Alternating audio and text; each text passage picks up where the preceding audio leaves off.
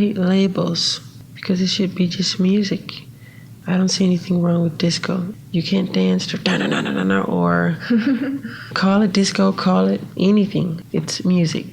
What you call She's Out of My Life disco, off the wall, rock with you, I don't know. It's music to me. It's like you hear a bird chirping, you don't say that's a blue jay. This one is a crow. It's a beautiful sound. That's all that counts. Listen to it. You watch them soar in the sky. It's just beautiful.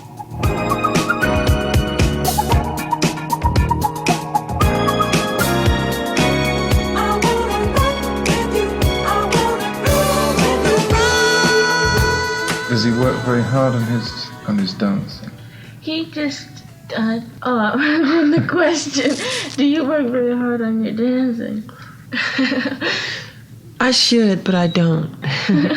I just, whatever you see me do, it's spontaneous reactions on stage. It's nothing planned. It's nothing that I got in the room and tried to think of hard. It just happens through feeling. Does he actually find it hard to keep from dancing when he's in the studio? Yeah, I think so. Yeah, that is my problem. I'm just dancing around and I have to, hard to keep still, moving around from the mic.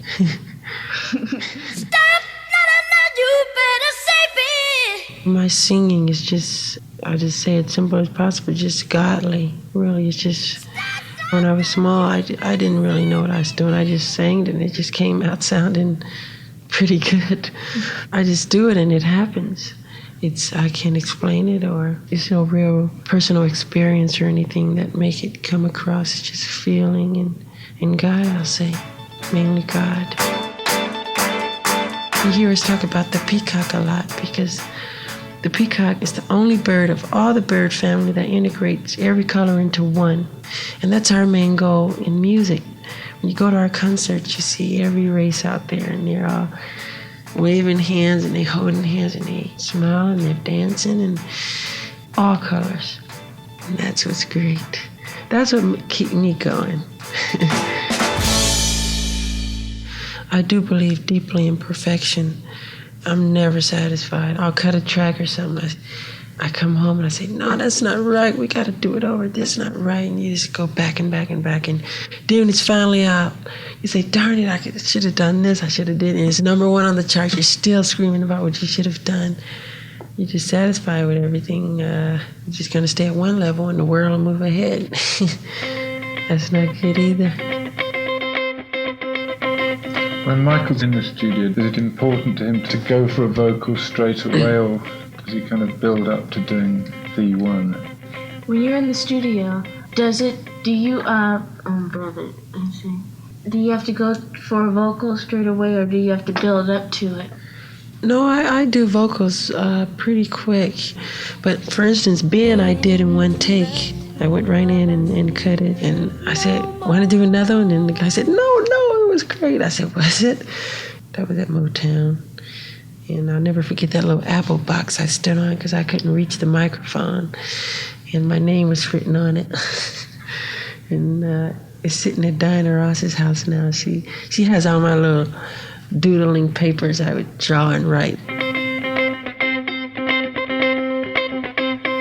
A lot of people have been overexposed. It's true, where people are fed up. I pray that never happens with me. I just don't like being on a lot of different things or being everywhere because I get kind of embarrassed.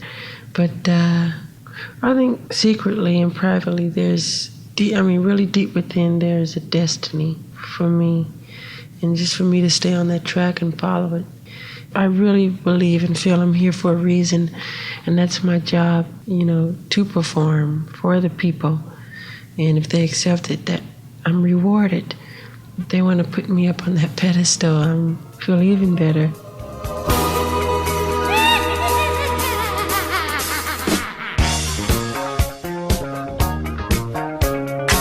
Was it through The Wiz that Michael got to work with Quincy Jones? Was it to do with The Wiz that you got to work with Quincy? That starts it. Yes. That was, I met Quincy before Sammy Davis's house a long time ago. But the real meeting with Quincy, the real marriage, was the the Wiz Project. And we really got to know one another, and we worked beautifully together. Oh, so well. I called Quincy up one day. I said, Quincy, I'm ready to do an album, a solo album, but I want a real good producer to work with me. I said, can you recommend somebody? And I wasn't trying to hint around at all. I wasn't. I didn't even think about him. And he said, Smelly, he calls me Smelly. He said, Smelly, why don't you let me do it? I said, that's a great idea.